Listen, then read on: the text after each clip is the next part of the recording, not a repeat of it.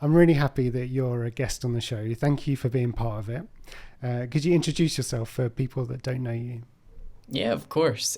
So my name is Michael Morgan. My pronouns are he, him, and I am a people partner at Prolific, based in sunny Scotland.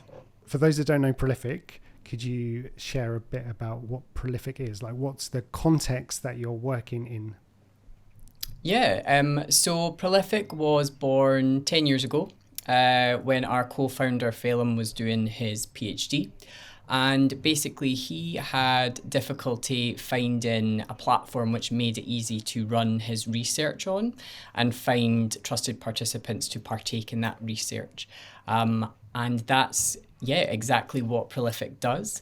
You can be confident using Prolific that it's high quality data. Our product is super fast, flexible, scalable, and is designed to have people from different backgrounds, academia, AI, health, different sectors like that, and put them in touch with participants to partake in their research. And ultimately, Prolific, we aim to revolutionize the world through data. It's a really impressive kind of overview of your company, and particularly you're not like in an external customer facing role.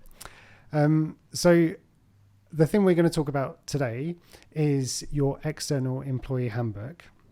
So not every company has such a thing. So could you share a bit by starting with why do you have an external employee handbook? Yeah, so I came to Prolific at the end of last year, and that was something that actually attracted me to the role, if I'm honest. And when I sort of asked the question, why do you have this handbook that everybody can see? Because from my background in HR, that was not something that was visible to everybody. And asking the question why was a great conversation, because then it actually really took me on a journey of Prolific's principles and this sort of culture that we have at Prolific. It's all about being transparent and being proud of the culture that we have. And I feel that your employee handbook essentially is the foundations at which your culture is built upon. And to really give candidates who say are interested in working at Prolific, have applied, or are interested in even using Prolific, and sort of who is that company? What are they about?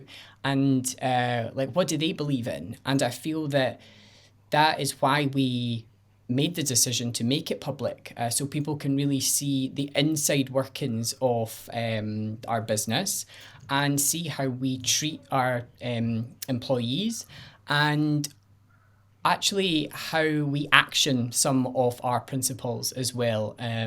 So, for example, we celebrate our differences as one of our principles.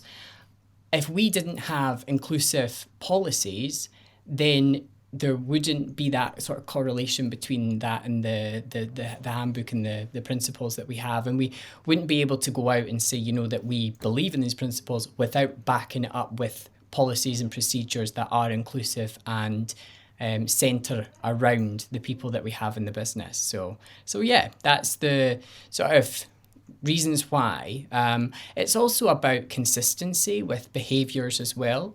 So ensuring that Prolific is right for you. There's lots of different opportunities out there, and we try to make it a very inclusive environment, and we are quite a casual environment as well. It's sort of, we're fast, and we there's a lot of change, but it's sort of very friendly. There's a lot of collaboration, and it's just about how we have presented that in this handbook to make it clear that you need to buy into us as well as a candidate to then to want to be happy in the role that you're applying for. So we hope that you can get an essence of that in this handbook, and so when you do join, it will be the right fit for the future.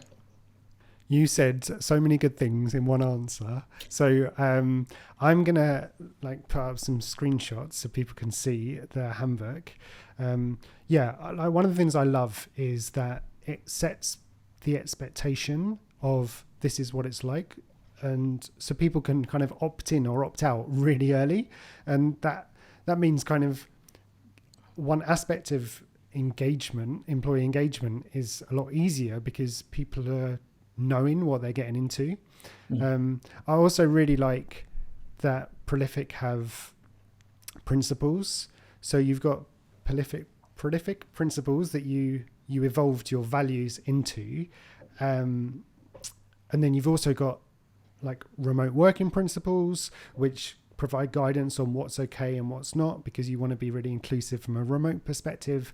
So I really like that there's principles. Another area that again I'll share a screenshot is how inclusive you are, and you're really explicit about that in the handbook. So could you share, like, we can see that there's like you're really deliberate about policies around inclusion. Could you share like a bit about what policies you have, some of them, and how you went about creating them?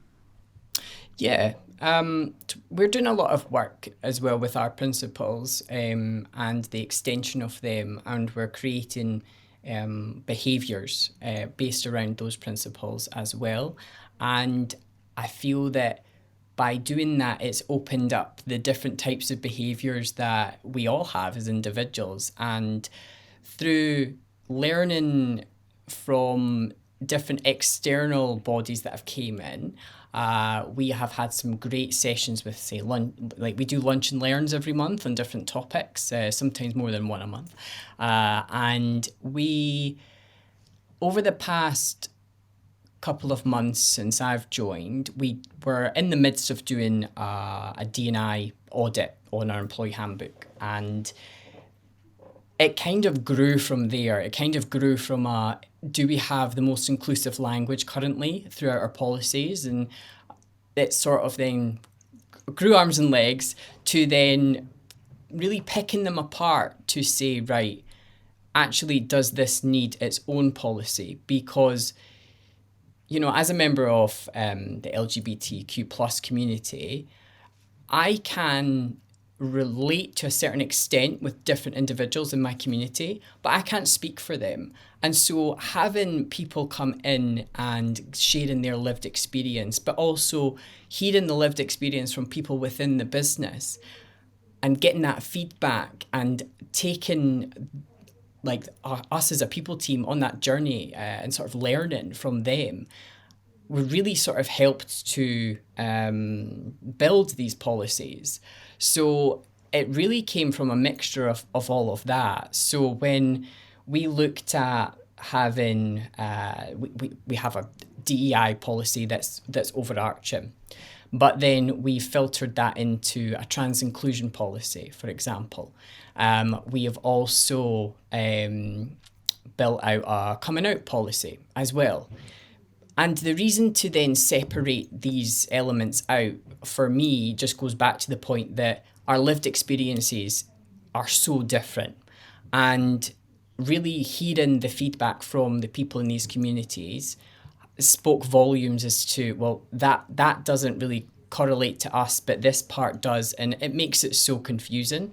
But it also, I feel, shows your allyship as a business more if you have a standalone policy that says, you know, we stand by our trans folk in the business, and here is exactly, you know, if you're going through a transition, exactly how us as a business will support you through that.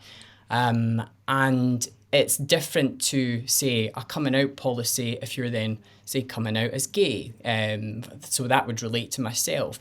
But that's a whole different world, you know, to being trans. So that to me is why there's just so much different experiences and so much different support is needed at different times.